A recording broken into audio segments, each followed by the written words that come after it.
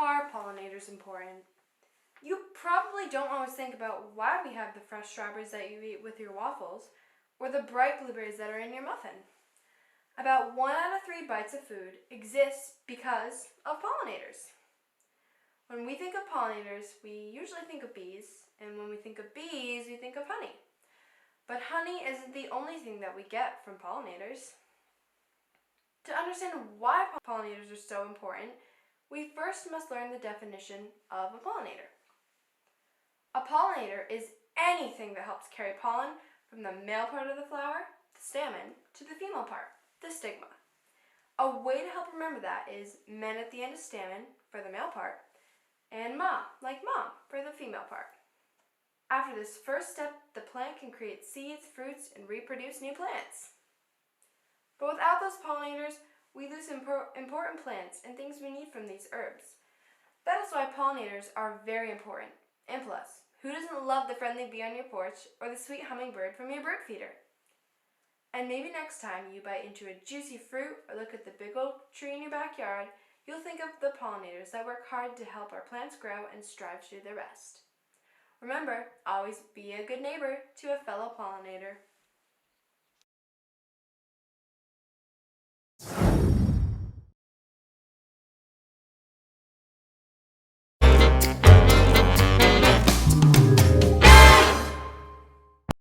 Hello, my name is Nora, and welcome to part 2 of Girl Scout Troop 61047's 3-part video series about pollinators. Let's get started!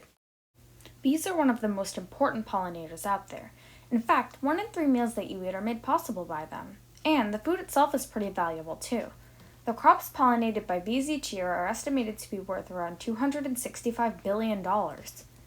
Clearly, bees are very important, which is why it's such a big deal that they're dying at an alarming rate. In 1988, there were around 5 million colonies of bees in the U.S., but in 2015, there were only about half that number. There are thought to be many different things causing what has been named colony collapse disorder, but I'm just going to talk about 2: pesticides and parasites. One of the pesticides that is causing the most bee deaths is called Neonicotinoids. It was approved as an alternative to DDT in the 1990s and has since become one of the most widely used pesticides in the world. Bees usually come into contact with neonicotinoids by drinking contaminated water or pollinating contaminated plants.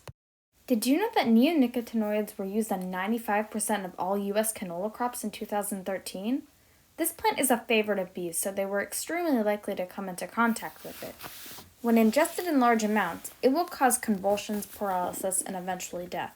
But when ingested in smaller amounts, neonicotinoids can cause bees to lose their ability to navigate, get lost, and die far away from the hive. This might explain why beehives affected by colony collapse disorder are often found empty with no dead bees nearby. Parasites called Varroa Mites have also been wreaking havoc on beehives across the country. Varroa Mites are an invasive species from Asia, mainly preying on the Asian honeybee. Unlike the eastern honeybee, Asian honeybees have learned to minimize the number of mites with regular intense cleaning of their hives. Eastern honeybees are unfamiliar with the Varroa mites and do not take such measures to stop it. The mites mainly feed on and live off of honeybee larvae and pupae. When the bees reach adulthood, this can cause deformities and weaknesses in the bees, as well as transmitting different viruses that can also have a pretty big impact. If too many bees end up with mites, the hive can lose the ability to sustain itself. Honeybees are under threat, but they aren't the only pollinator that needs a lot of help. Monarch butterflies are also very much in danger of going extinct. As you may know, monarch butterflies make their famous and treacherous 3,000-mile migration from Canada to Mexico every year. But less and less monarchs are taking the journey as their population decreases at an alarming rate.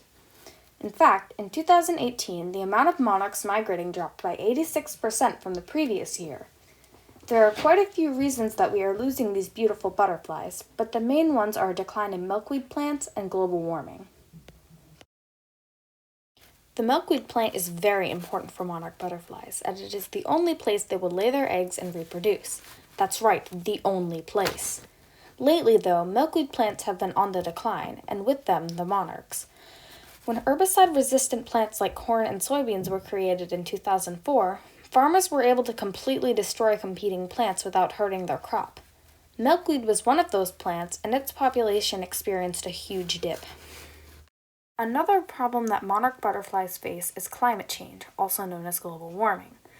Monarchs rely on colder weather as one of the cues that tell them when to migrate. If the temperature doesn't change enough, the butterflies may become confused and end up either not migrating or going too far away from their natural habitat. Yet another way that climate change is affecting monarchs is through storms. A very large storm in 2002 wiped out about 80% of the monarch population, and that was in Mexico at the time. This is very concerning because due to global warming, there have been more and more storms like this, which puts monarchs at a greater risk. Clearly, monarch butterflies and the eastern honeybee are under threat and are in very real danger of disappearing. Check out part 3 of this series to learn about what you can do to help these pollinators, or watch part 1 to learn about why they're so important. I hope you enjoyed this video, and if you're in the area, come see the pollinator garden we created at the Parker Brothers Preserve in Pawcatuck, Connecticut.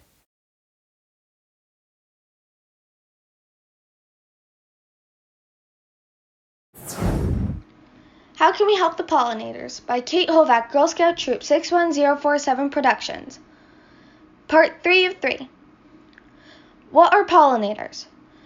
Pollinators are any insect that help to move the pollen on any plant, which then helps to pollinate the plant to produce its fruit. Bees, butterflies, and birds are all examples of pollinators. We need pollinators because they help make 35% of our food. Pollinators are being endangered, and it's in our interest to help them any way that we can.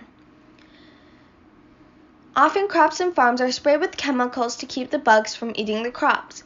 But this will also kill the pollinators that are only helping the crops by pollinating them and causing them to grow fruit like corn, apples, and cucumbers.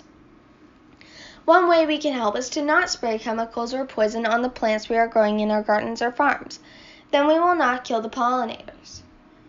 Monarch butterflies are a type of butterfly that are close to being an endangered species.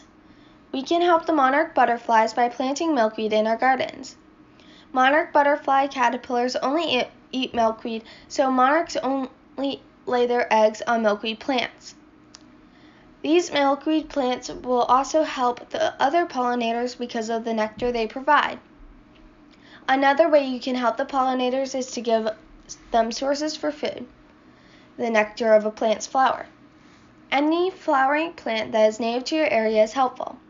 Native means that it has always grown in your state or town or even long ago in history. Additionally, as you move about your area, always pick up trash and pull out invasive weeds that are overgrowing the flowering plants.